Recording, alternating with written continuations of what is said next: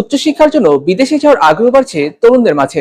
HSC কিংবা honours শেষ করার পর ইউরোপ, আমেরিকা কিংবা এশিয়ার উন্নত দেশগুলোতে পাড়ি জমানোর প্রবণতা বাড়ছে তরুণদের মাঝে। ইউনেস্কো ও বিভিন্ন সাম্প্রতিক প্রতিবেদনের তথ্য অনুযায়ী বাংলাদেশ থেকে প্রতি বছর ৫৫ থেকে ৬০ হাজারের বেশি শিক্ষার্থী উচ্চশিক্ষার জন্য বিদেশে পাড়ি জমাচ্ছেন। এই সংখ্যা প্রতি বছর গড়ে ১০.৮% হারে বৃদ্ধি পাচ্ছে। গত এক দশকে বিদেশগামী শিক্ষার্থীর সংখ্যা দ্বিগুণেরও বেশি হয়েছে। অনেকের মতে শিক্ষার্থীদের বিদেশমুখী হওয়ার প্রধান কারণগুলো হলো দেশের উচ্চশিক্ষার মান নিয়ে হতাশা, গবেষণার সীমিত সুযোগ, বেকারত্ব এবং রাজনৈতিক অস্থিরতা। মূলত হচ্ছে আন্তর্জাতিক শিক্ষা, উন্নত মানের শিক্ষা, স্কলারশিপের সুযোগ এবং বিভিন্ন ধরনের গবেষণার সুযোগের জন্য আমাদের দেশের তরুণরা যা দেশের সীমাবদ্ধতা থাকার কারণে উচ্চ শিক্ষার জন্য তারা বিদেশে যেতে চায়। প্রথম কথা হচ্ছে আমরা যে 4 বছর গ্রাজুয়েশন করতেছি, এরপর আমাদেরকে স্যালারির অফার করা হয় 15,000 টাকা। আর স্যালারি তো দূরের কথা, আমরা যখন অ্যাপ্লাই করতে যাই তখন আমাদের থেকে চা হয় 2 বছরের এক্সপিরিয়েন্স। আমরা তো গ্রাজুয়েশন করবো না এক্সপিরিয়েন্স নিব, কোনটা করবো? তো উচ্চশিক্ষার জন্য বিদেশে যাওয়ার প্রস্তুতি নিচ্ছেন এমন দুজন শিক্ষার্থী থেকেও পাওয়া গেল একই ধরনের মন্তব্য। দেশের শিক্ষা ব্যবস্থায় ব্যবহারিক দক্ষতা ও আন্তর্জাতিক মানের গবেষণার সুযোগ কম থাকায় তারা বিদেশে পড়াশোনার সিদ্ধান্ত নিয়েছেন।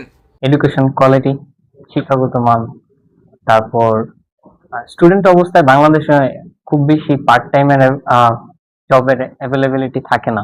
এটার পেছনে মেইন রিজন হচ্ছে বাংলাদেশের এডুকেশনাল কোয়ালিটি আসলে বলার মতো না। মানে দিন দিন এডুকেশনাল কোয়ালিটি এত পরিমাণে খারাপ হতে যাচ্ছে। এন্ড আইএলটিএস প্রশিক্ষক আরমান কবিরের মতে শিক্ষার্থীদের বিদেশমুখী হওয়ার অন্যতম কারণ বাংলাদেশের বিশাল জনসংখ্যা, যার ফলে কম্পিটিশন বাড়ছে, তবে কাঙ্ক্ষিত সুযোগ পাওয়া কঠিন হয়ে পড়ছে।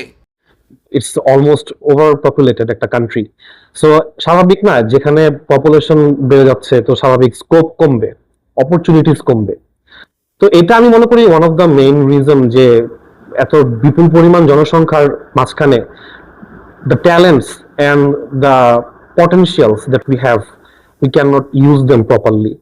তো এটা যারা রিয়েলাইজ করতে পারে, they are interested to migrate.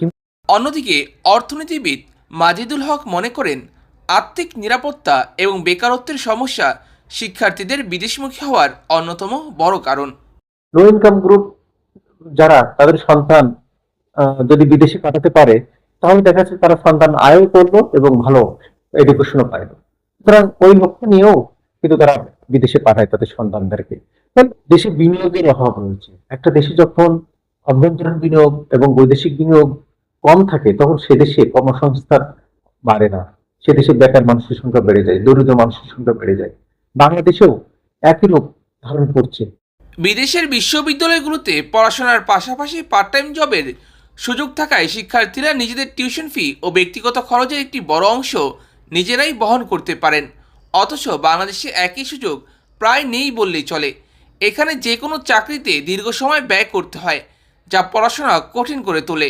বেশিরভাগ শিক্ষার্থী তাদের পড়াশোনার পাশাপাশি পার্ট টাইম জবটি কন্টিনিউ করতে পারে না। আমাদের বেশিরভাগই প্রাইভেট ইউনিভার্সিটি থাকার কারণে যাদের হচ্ছে টাইম শিডিউলটা আসলে ম্যাচ হয় না। আপনাকে ডিউটি করতেই হয়, সেটা হয় দুপুর থেকে রাত পর্যন্ত করতে হবে, নয় সকাল থেকে বিকাল পর্যন্ত করতে হবে। এরপরে টাইমটা আপনাকে ক্লাস করতে হবে। এটা একটু ডিফিকাল্ট হয়ে যায় বাংলাদেশের জন্য। ইউরোপ অথবা উন্নত দেশগুলোতে, ফার্স্ট ওয়ার্ল্ড কান্ট্রিগুলোতে পাওয়া যায়।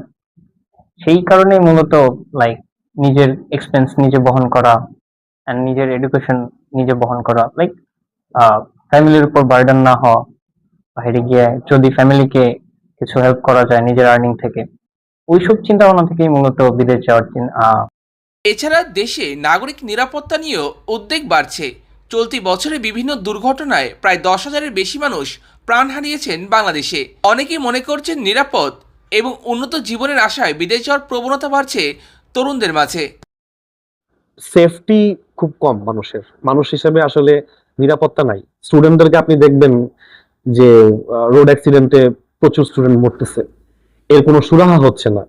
অথচ বাইরের দেশের দিকে যদি আমরা তাকাই, এ ধরনের আনএথিক্যাল অ্যাক্সিডেন্টের কারণে যখন একটা পরিবার ক্ষতিগ্রস্ত হয় সেখানে কিন্তু অ্যাকশন নেওয়া হয়।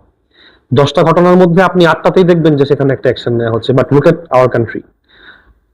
তো এটা খুবই স্বাভাবিক যে একটা সেন্সিবল মানুষ সে স্টুডেন্ট হোক বা সে একজন কর্মজীবী হোক, সে যখন এই অ্যাঙ্গেল থেকে চিন্তা করে তখন সে ভাবে যে আমার আসলে জীবনের দামটা কতটুকু। হয়তোবা এটা একটা অ্যাঙ্গেল হতে পারে যে বাইরের দেশে as a human being say value পাচ্ছে। বর্তমানে জাপানের আনাবুকি মিরাই ইন্টারন্যাশনাল কলেজে অধ্যয়নরত শিক্ষার্থী ইরফান ইসলাম জানান, বেকারত্ব সমস্যা ও রাজনৈতিক অস্থিরতা থেকে দূরে থাকার জন্যই তিনি বিদেশে বা জাপানে স্থায়ী হতে যাচ্ছেন। এছাড়া আইএলটিএস প্রশিক্ষক আরমান কবির আরও জানিয়েছেন, তার যে সকল শিক্ষার্থী বর্তমানে বিদেশে রয়েছেন তারা সেখানের লাইফটাকে উপভোগ করছেন এবং তারা বাংলাদেশে ফিরে আসতে চাচ্ছেন না স্থায়ীভাবে। বিশ্লেষকদের মতে দেশে যদি শিক্ষার মান ভালো করা যায়, কর্মসংস্থানের ব্যবস্থা করা যায়, তাহলে শিক্ষার্থীদের বিদেশ যাওয়ার প্রবণতা কমে আসবে।